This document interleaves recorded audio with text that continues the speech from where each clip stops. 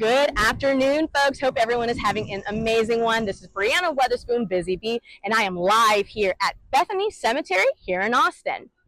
It's officially June 1st, y'all, and in Austin, that means over the coming weeks, the city is going to be activating all over with Juneteenth events. Now, through my adventures getting familiar with Black Austin, the name Bethany Cemetery, the oldest Black cemetery here in Austin, has been mentioned to me many times. And so when I heard that they were having this Juneteenth event this afternoon, I knew it was a perfect day for me to come on down and get to experience it for myself, being a girl who loves a good cemetery. Come along with me as we check out this event, the cemetery itself, and learn a little bit more about its history and the folks who are working very, very hard to keep it maintained. Let's go on and check it out. Bethany Cemetery came to be out of necessity, as back in the Austin of old, Black residents were unable to be buried outside of small sections in white cemeteries. In 1873, a group of Black men came together to purchase the land now called Bethany Cemetery so that Black residents had a final resting place that wasn't their own private properties. The Bethany Cemetery Association was founded by Ava Ross, who oversaw the maintenance and preservation of the cemetery by the families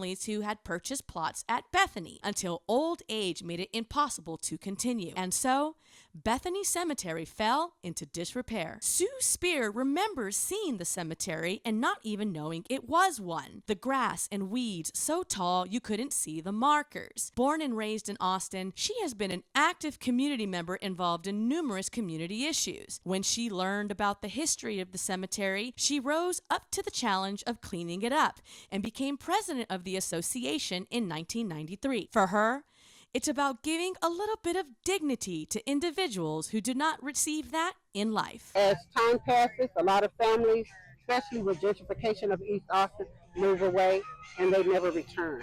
And so no one's left to take care of the graves.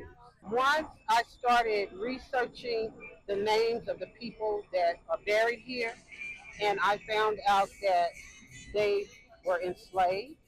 A lot of them were previously enslaved. That touched my heart. How can these people who endured so much during their lifespan, so many hardships and had to deal with all the turmoil that was going on in those days, and then they still don't have the dignity and burial. They don't have a place that they can rest in peace. They're not cared for. They're not remembered. And that just tugged at my heart. It's like, even though I don't have any family members buried here in Bethany, these are my people. Her role as steward of Bethany Cemetery, while rewarding, does come with challenges. The 6.3-acre site requires regular mowing and weeding. While there are talks with the city of Austin about assistance with the historical cemetery, Sue says it has been her family, and amazing volunteers in Austin who have offered their time, money, and personal equipment to support the endeavor of maintaining the site. I've been dragging my kids here since they were in elementary school. Okay. And saying, look, this is important. These people are important. The history of this place is important. So, now they're in their 30s, but, and they're teaching their children, my grandchildren, how important it is to preserve this place and the history.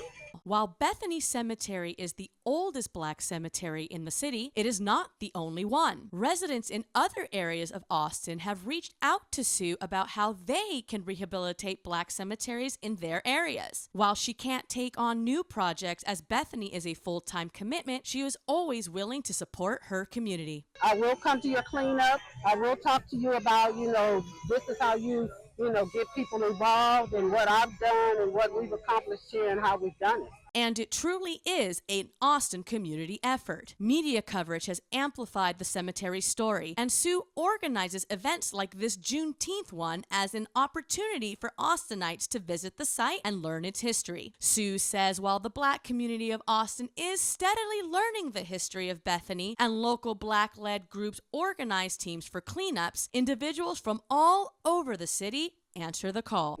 It's not just Black people. And sometimes it really saddens me that when I have events and I look around, a lot of the people don't look like me.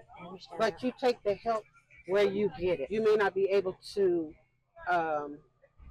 do anything about the injustices of the past, but you can make that step forward to the healing of the community.